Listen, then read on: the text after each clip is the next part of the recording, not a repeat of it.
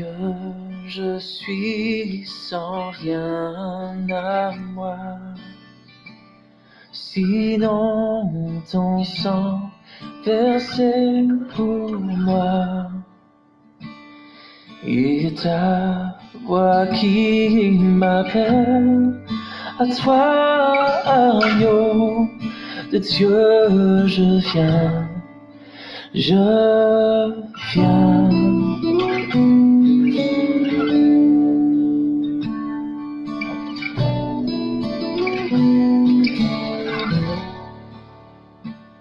Bonjour, chers frères et sœurs. Bonjour, chers auditeurs. Que Dieu vous bénisse pour ce nouveau rendez-vous que nous prenons avec la parole de Dieu. Aujourd'hui, je voudrais partager avec vous ce sujet: Jésus, notre modèle parfait dans la vie et dans le ministère. Jésus, notre modèle parfait dans la vie et dans le ministère. Nous n'avons pas quelqu'un d'autre que nous suivons, c'est bien sûr le Seigneur Jésus. Et dans ce sens, il est très nécessaire que nous puissions lui ressembler, que nous puissions lui emboîter le pas dans les actions, dans tout ce qu'il a fait. Et que, au travers de nos vies au quotidien, nous puissions suivre ses traces, suivre son exemple, parce qu'il est pour nous un modèle, et un modèle parfait, tant dans la vie que dans le service de Dieu. Ce sont 4 petits éléments que nous allons essayer d'aborder concernant la vie du Seigneur, qui reste pour nous un modèle parfait, un modèle de vie. Le premier élément que nous voulons soulever ou souligner est sa vie de soumission. Jésus était entièrement soumis à la volonté de Dieu. Le psalmiste même disait de lui, dans les psaumes 40, le verset 8 au verset 9, il dit: voici, je viens avec le rouleau de livres, écrit pour moi. Et même il ajoute en disant: je prends plaisir à faire ta volonté, mon Dieu, et ta loi est au fond de mon cœur. Et l'auteur aux Hébreux de renchérir ou d'établir un lien direct entre cette affirmation et la naissance terrestre de Jésus lorsqu'il dit, c'est pourquoi en entrant dans le monde, le Christ dit: tu m'as formé un corps, je viens pour faire, ô Dieu, ta volonté. Hébreux chapitre 10, le verset 5 au verset 7. Alors, tout ce que Jésus a accompli pour l'humanité, il l'a fait avec une obéissance absolue à la volonté de son Père. Dans ce sens, nous, chrétiens, nous devons le suivre, nous devons suivre son exemple dans la soumission à notre Dieu. Nous devons apprendre à suivre cette trace.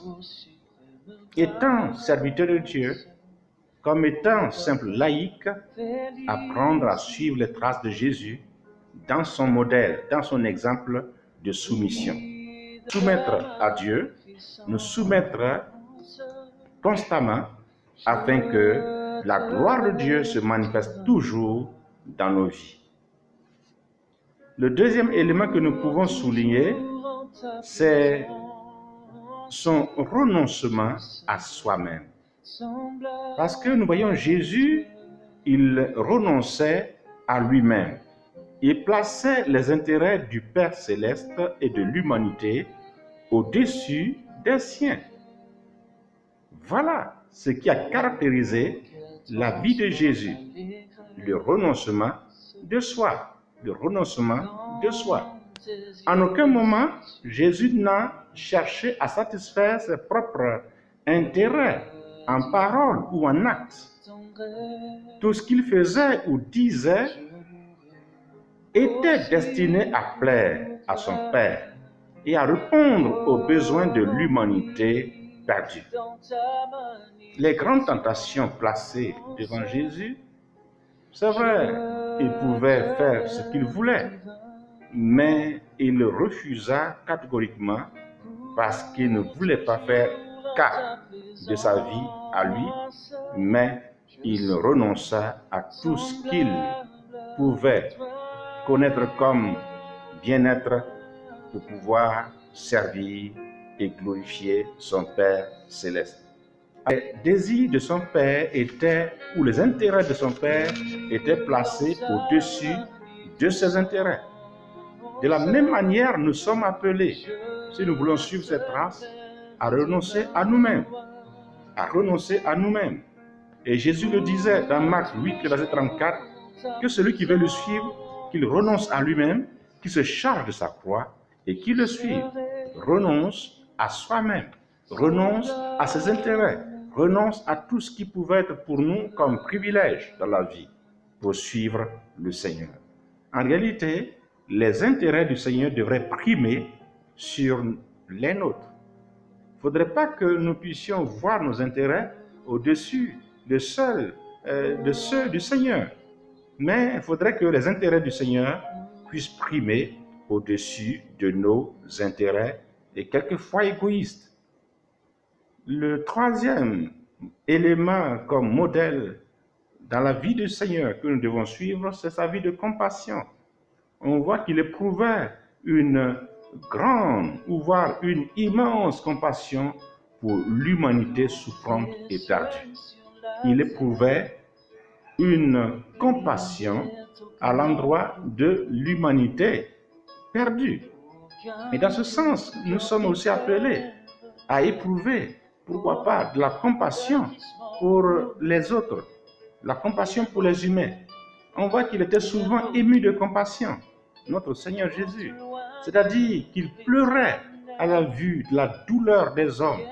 Il n'a pas hésité à venir en aide à la Samaritaine dont la vie était un terrible enchevêtrement d'implications coupables, selon l'évangile de Jean au chapitre 4. Nous connaissons l'histoire de cette femme, mais Jésus eut compassion de cette dernière. Et même, on pouvait l'appeler homme de douleur, habitué à la souffrance. On pouvait dire de lui qu'il a pris de nos douleurs, il s'est chargé de nos souffrances, selon Ésaïe, chapitre 53, le verset 3 au verset 4. De la même manière, nous devons suivre ses traces dans sa vie de compassion, afin de pouvoir ainsi l'honorer dans tout ce que nous faisons. Nous ne pouvons pas prétendre être des serviteurs de Dieu et ne pas être des hommes de compassion. Nous ne pouvons pas avoir compassion de l'autre. Ayons compassion, suivons les traces du Maître et nous réussirons notre vie, notre ministère.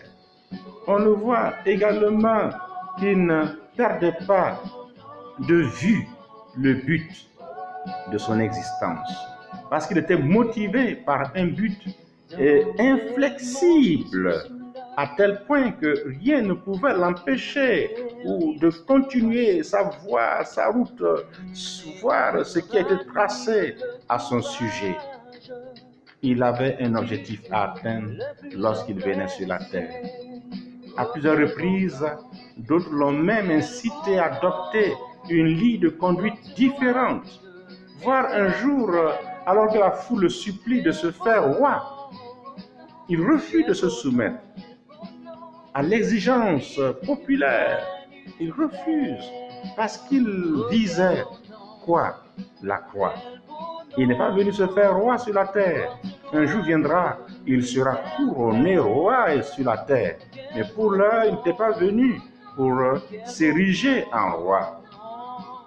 Le but, c'était de souffrir, de mourir pour sauver l'humanité et de ressusciter le troisième jour d'entre les morts.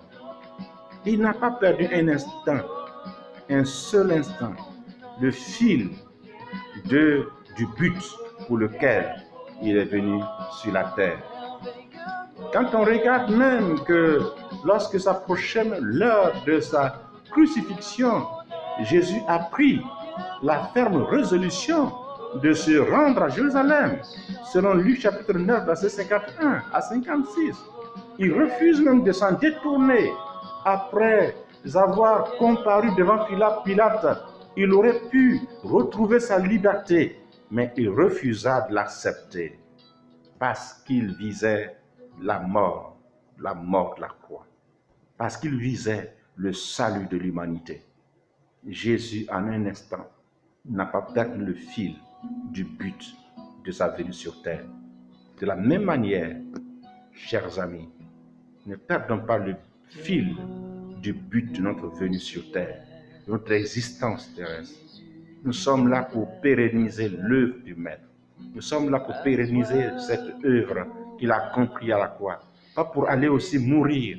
Non, nous ne sommes pas là pour mourir, pour sauver. Nous sommes là pour dire aux hommes et aux femmes que Christ est venu, que Christ a vécu, que Christ est mort pour sauver l'humanité pécheresse, que par sa mort, il donne ainsi la victoire aux êtres humains qui croient en lui, d'être sauvés, d'être pardonnés de leurs péchés.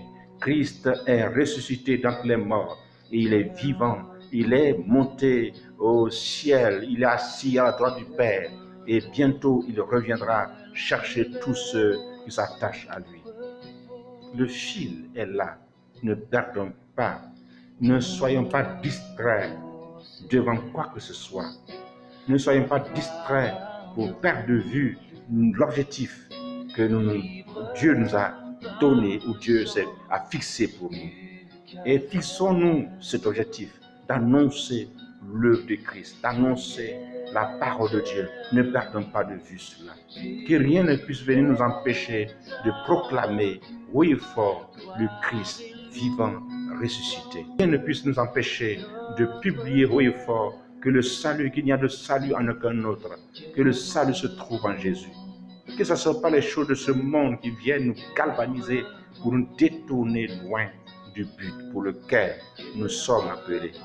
Oui, gardons toujours le fil conducteur et avançons avec le Maître pour la mission mondiale, la mission du salut des âmes. Que Dieu vous bénisse. Amen.